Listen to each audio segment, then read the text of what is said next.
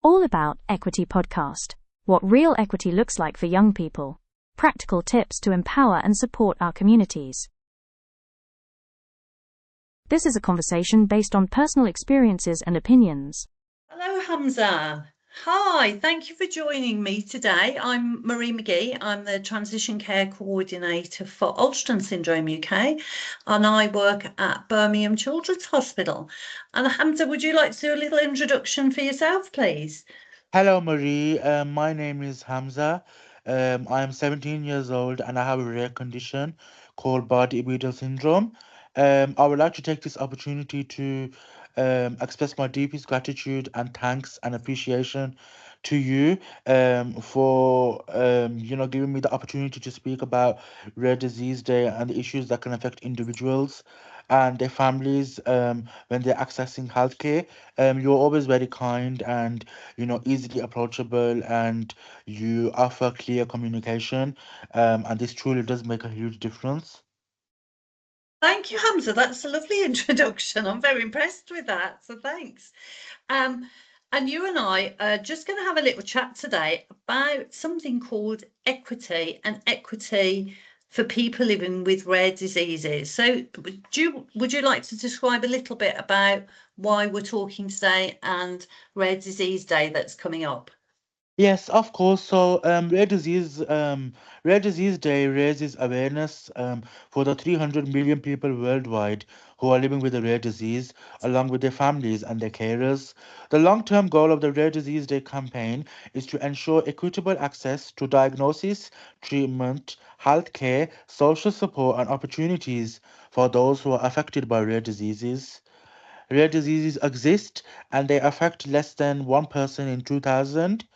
There are more than 6,000 different rare diseases that can affect many different parts of the body, including the heart, the brain, the lungs, the muscles, and many other body parts. There are more than 300 million people in the world living with a rare disease. An error in the DNA is at the origin of 80% of rare diseases, and this error can affect the functioning of a protein, which will obviously trigger the disease. The importance of inclusion for a person living with a rare disease or a disabled person. Well, that's a great intro. Thank you.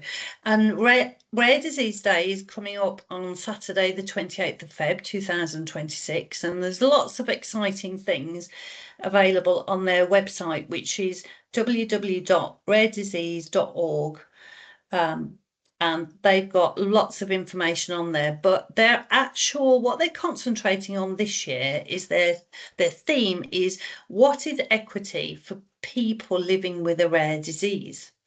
And just to give that little context to that, a lot of the young people I work with are very aware of what equality means. So that means making something fair, giving somebody the same resource. So a lot of people get that and understand equality, but equity is about giving people resources or things that they need based on their needs. So it's a bit like if there was a race and I gave everybody the same size trainer, well, you might say that's fair having the same size trainer, but that's no good for people with size 1 foot versus size 7. So we need to give people different size trainers to be able to run comfortably. So people need different things for them to be able to have the same outcome, you could say. And I know you and I have had lots of chats about what is fair in health and what is equitable, what helps people, what resources they need.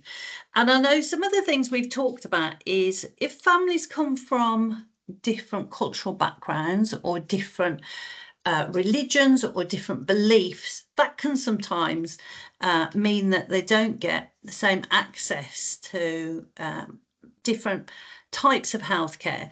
So, and you're happy to explore this further, which is brilliant. So one of the questions I wonder if you would happy to have a little chat about is, have you or your family ever needed help, for instance, understanding medical language or the way people have spoken to you because they're not using language that you could quite understand?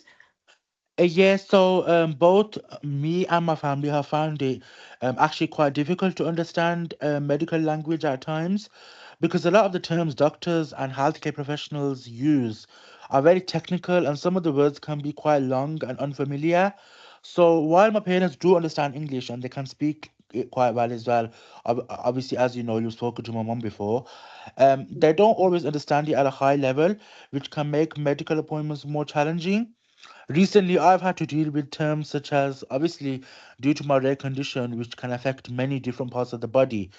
I've had to deal with phrases such as echogenic liver, diffuse liver, and monophasic phase. So obviously, this can be confusing, especially when it has not been simplified to understand.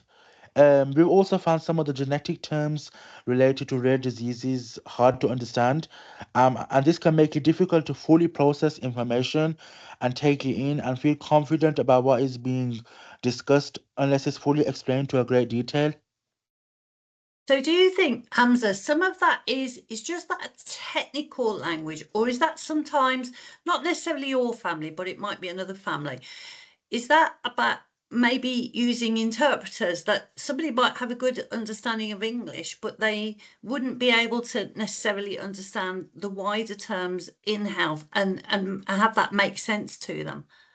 Yeah, definitely. I think with the wider phrases and with the wider words, terms that are used, I think that an interpreter should be introduced for the family, other families obviously, to be able to understand these terms in a more simpler and a way for them to understand.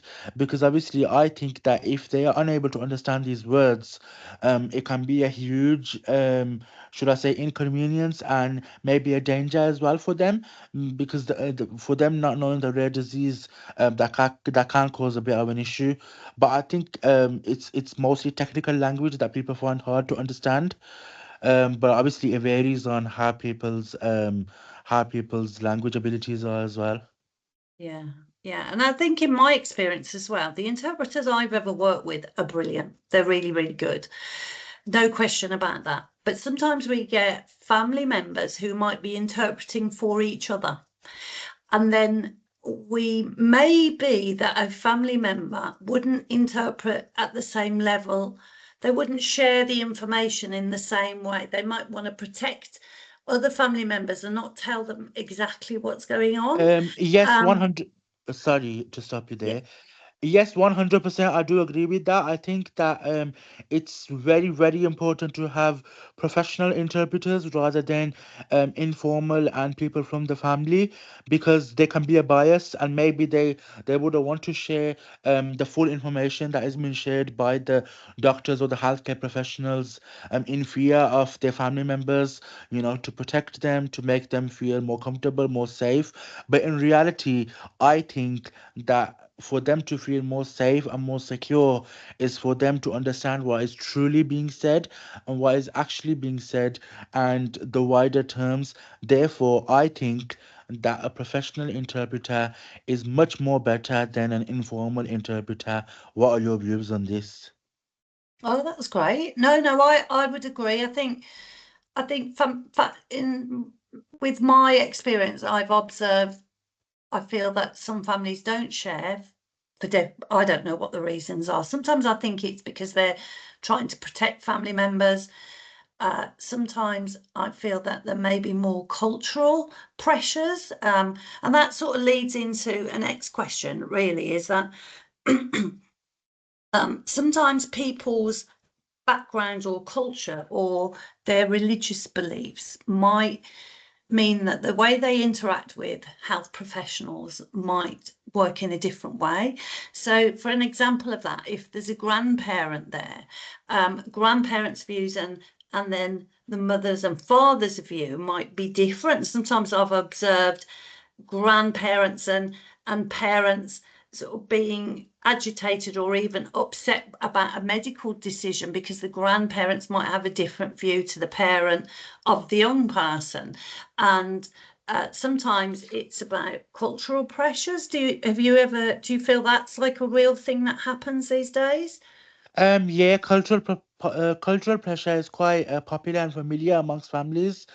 It's mainly across grandparents and some parents as well, where they feel that having a rare disease is a negative thing for the young person, and they will make them feel, I think they would make them feel like intimidated, and that having a rare disease is their fault, and making them feel quite low and not valued. So I think, yeah, cultural pressure is a real thing, and it's a thing that has started to sort of slow down, but it's a thing that people need to be aware of, that cultural pressures are not good, and I hope that they do stop soon, because obviously as times change, so do the mentalities. Yeah, definitely. And is there anything, in the NHS, the clinics that you come to, anything that you can suggest that would improve NHS staff understanding of cultural pressures or religious beliefs? I mean, at the children's, for instance, we've got places where people can go to pray for different backgrounds, different religions, um, and we try and be understanding of things like, if people are fasting and with the Catholics, they may be going through Lent and they're also giving certain foods up, etc. So is there any top tips that you've got that we can kind of be more aware of what people need from an equitable point of view about their health and their culture and their religion? To be honest, I don't think that NHS staff, I don't think they're bad in understanding cultural and religious beliefs. Like you just said, children's hospital are very, very broad, and they're very, very good in the facilities that they provide for people with religious and cultural backgrounds. So in my experience, I've dealt with healthcare professionals all my life, from a very young age, from birth actually, and I think they've always been understanding, supportive, and professional.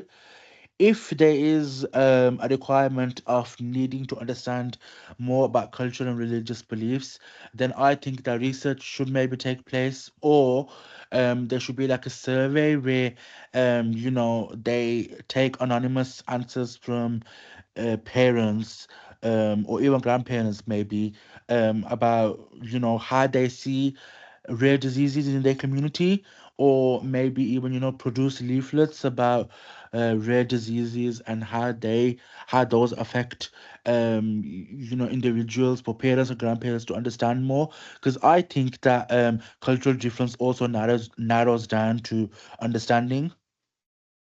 That's great. Those are really good top tips from that point of view. And I think it would be silly of any health professional, any professional, whether it be in education, in health, social care, to say that we are not learning all the time from each other. That is what life is about. And that's definitely about the type of work, what we call face-to-face work, when we're working with lots of people from lots of Yeah. different backgrounds and we're all trying to understand each other. Um, I mean, from your point of view, because you're still in education as well, um, having been able to have access to education at the same level as your mates is very important. And some people have an education, health and care plan. So this is extra funding that goes into a school, along with this plan that's written by professionals to say a young person might need all these extra resources to be able to do the work at the same level of their peers or their mates. And that would make it equitable, would make it fair. They're all getting the maybe slightly different resources to be able to, the outcome there is to get the best education, which is what you'd hope. Now, I know you said you're happy to mention about your experience of the EHCP process.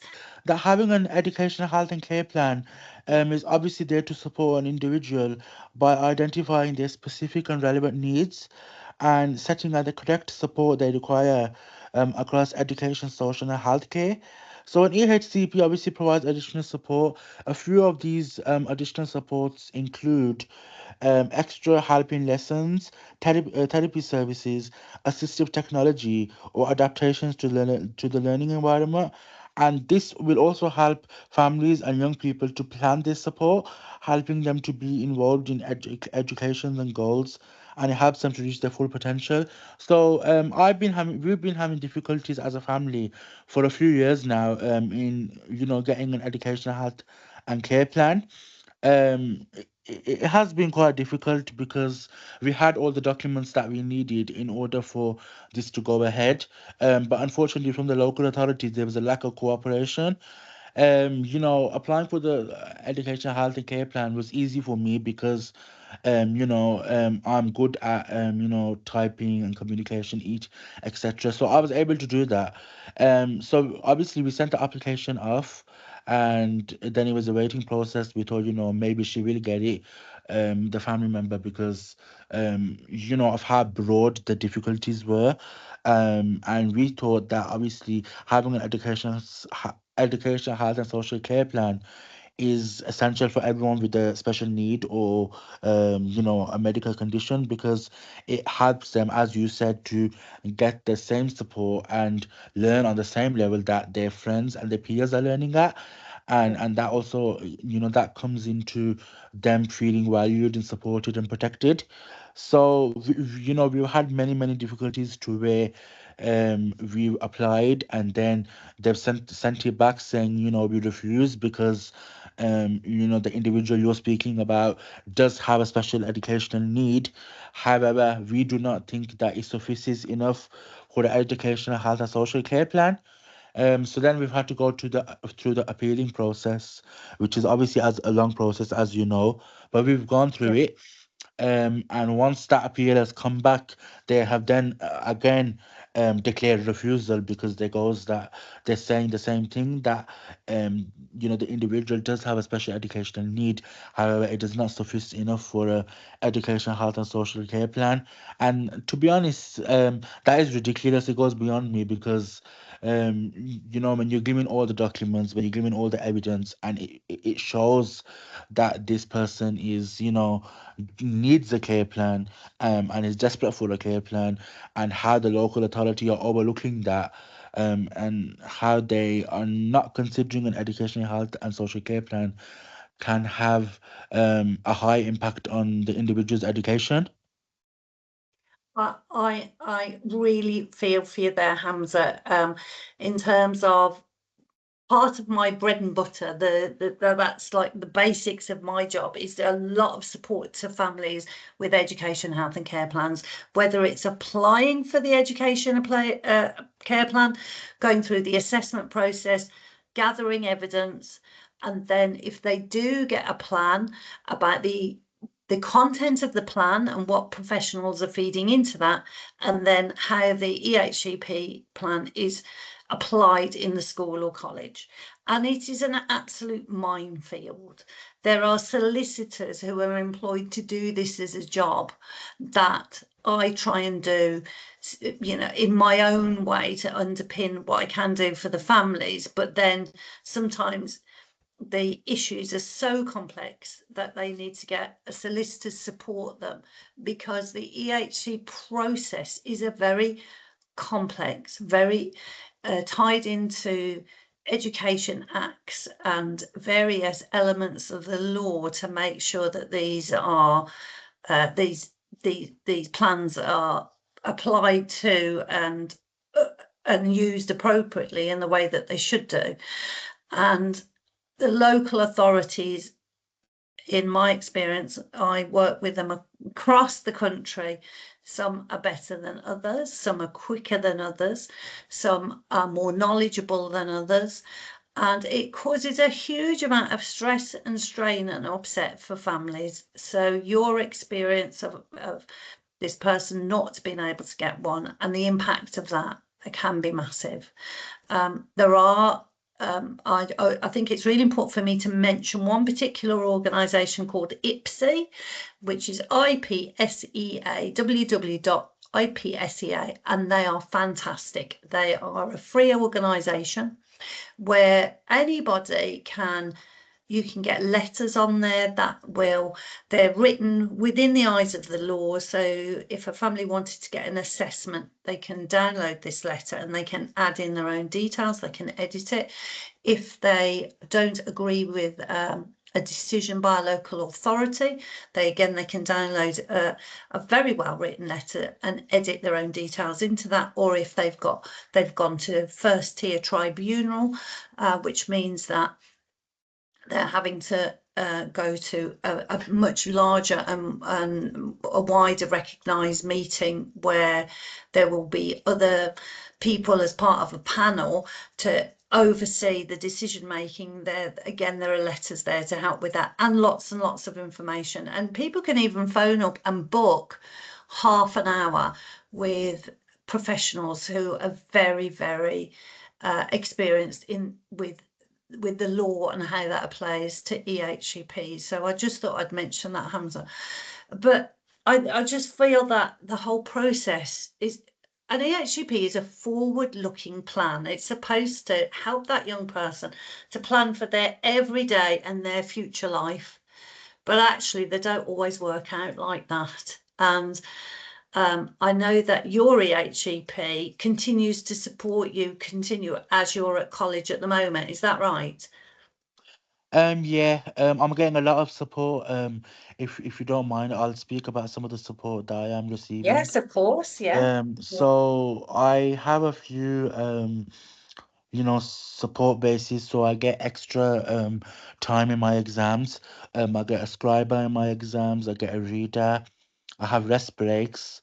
And obviously I be in a room on my own as well.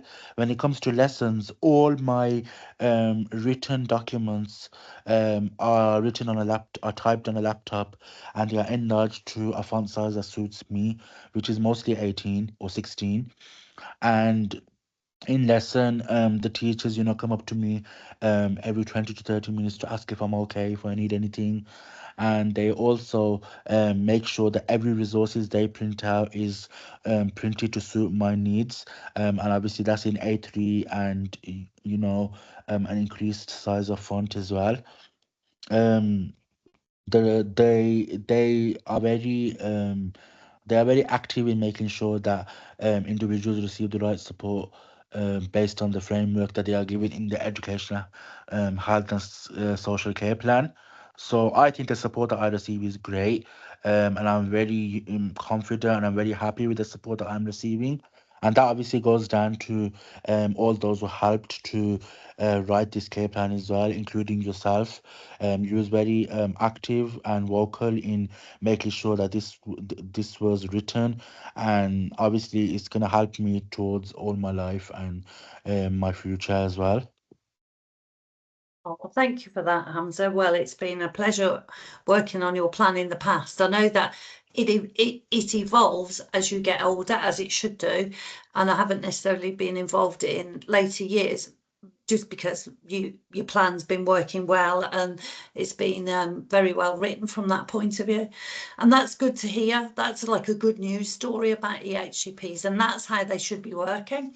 Yeah, And as you know, if somebody leaves college and then goes on to university, so the EHCP doesn't follow them if they go to university. They then apply then through their UCAS, through their the financial part of the UCAS form for disabled student support. So the EHCP doesn't remain active if you go to university.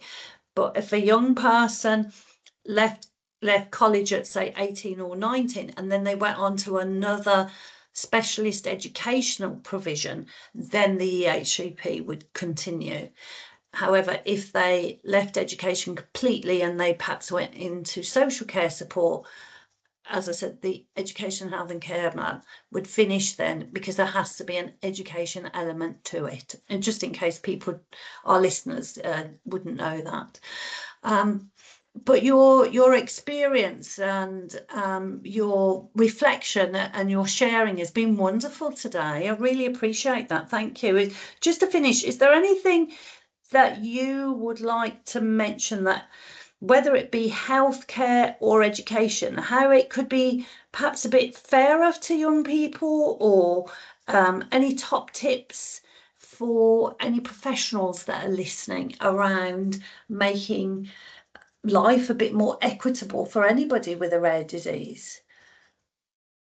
Yeah, of course, of course I can. So I think that healthcare staff they should be more aware that some people find it difficult to reach out for help, and speak up in regards to the help that they wish to receive. Some people who are quiet or shy or they're introverted may find it difficult to explain how they're feeling and what they require, and this means that their needs can sometimes be overlooked, not because they don't need any support, but because they do not but because they find it difficult to communicate. I also think that cultural backgrounds can influence lifestyle, and an example of this is the Asian culture being a significant part of family life and culture, and some traditional foods can make dieting and weight management more challenging.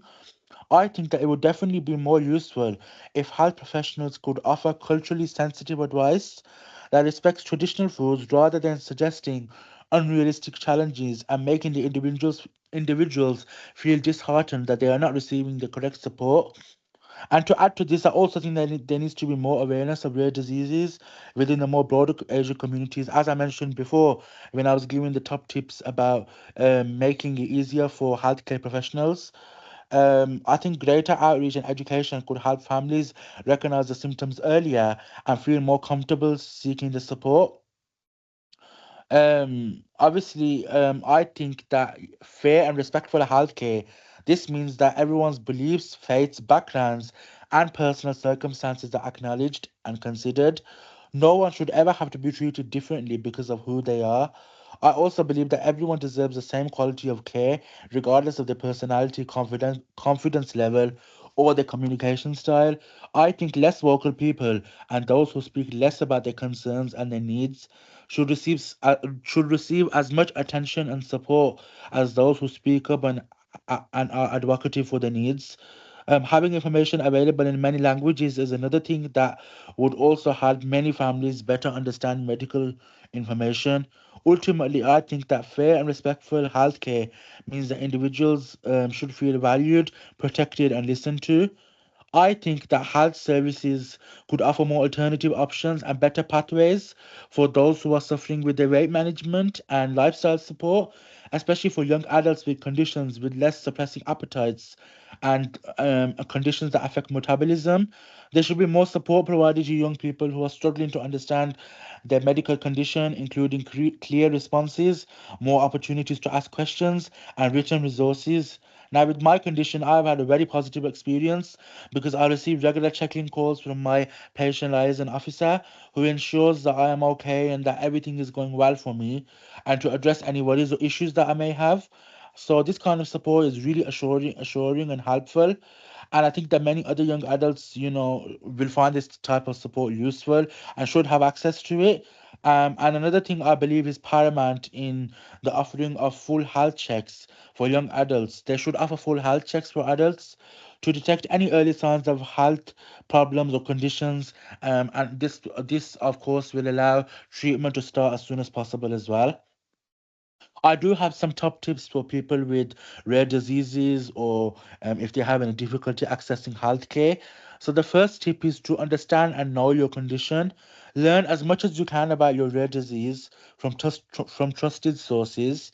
Keep a folder of your medical records, test results, and reports so you can share information easily with any healthcare professional at any appointment or any consultation. Second tip is to keep a symptom diary. So this means you should write down your symptoms, triggers, or changes in your health. This will help doctors to understand your condition better and they can speed up getting the right care for you. The third tip is to be your own advocate. So you should never be afraid to ask questions or request explanations in simple terms. If you feel unsure, ask for written instructions or a follow-up call. And I think it is important for everyone to bring a parent, friend, or support person to their appointments if that helps them communicate their needs. And the fourth tip is to use support networks. It is very important to reach out to patient support groups or charities for your condition, such as Alström or Bardet-Biedl Syndrome. They can provide advice, emotional support, and guidance on navigating healthcare. Online communities can also connect you with people experiencing similar challenges. Another tip I could think of is to plan ahead. So it's always important to book appointments early, and you should try to organize tests or consultations together to reduce repeated visits. If you struggle to travel, ask if telehealth or remote appointments are possible. The sixth tip I would like to give is to speak up about accessibility. So, if you're having problems, you should tell your healthcare staff. If you're having trouble understanding medical language, communicating or accessing clinics, don't wait for them to notice. Being clear about your staff helps staff provide better care. Another tip I would like to provide is to take care of your mental health. Obviously, only you can do that. Rare diseases can be very stressful and draining. It's okay to feel anxious, frustrated, overwhelmed, or upset. Seek counseling, peer support, or mindfulness techniques to cope with stress. Another tip that I think it is very essential is to know your rights. In many countries, patients have the right to clear information, fair treatment, and support. If you feel that your needs are not being met, then you can ask for advocacy services or a patient liaison officer, which in my case I do have, and I'm very grateful for. And then last tip I would like to suggest, which is another very important one, is to celebrate your small wins. Every step forward, every small step forward, which includes understanding your condition, managing the symptoms, or even attending appointments, is a success. You should keep a positive mindset, even in small ways, as this can help to navigate your healthcare and your condition easier. Wow, Hamza, that all those top tips are absolutely brilliant. I actually think there is a job out there for you. You should work, you should work hand in hand with CEOs of hospitals. You should do walkabouts with them on a daily basis and give them the real life experience. And I think that would turn around hospitals in terms of the way that they interact with patients, the delivery of care, talking to senior leaders from from your point of view. Honestly, I think you are just amazing, and everything you've said today is really, really important. So thank you for your time. As ever, you've been a joy to chat to, and we need to do more recordings, you and I think this works out really well from that point of view. Of course, definitely. I look forward to speaking on many different topics with you in the future. I think this works quite well, and I think it will give other people a good insight into rare disease and how equity is important across the world, and for those people who are suffering with rare diseases. I really enjoyed the interview and the conversations and the interviews that we have had, and I hope that we do have more in the future. Thank you for your kind words and for always giving me opportunities and being high in communication with me. I really do appreciate it, and I trust and I believe that you will give me further opportunities in the future, and hopefully, if I ever have the opportunity to work with you in the future as well. Oh, well, thank you. You would be my first port of call. Thank you, Hamza. Thank you. Thank you for listening. If you'd like to share your experiences in a safe and supportive space, either through a future podcast or in one of our focus groups, we'd really welcome you. Please feel free to reach out to Catherine by email, catherine.lewis@alström.org.uk. You can find out more about the work of breaking down barriers, including how to join the network, by going to the website www.breaking-down-barriers.org.uk.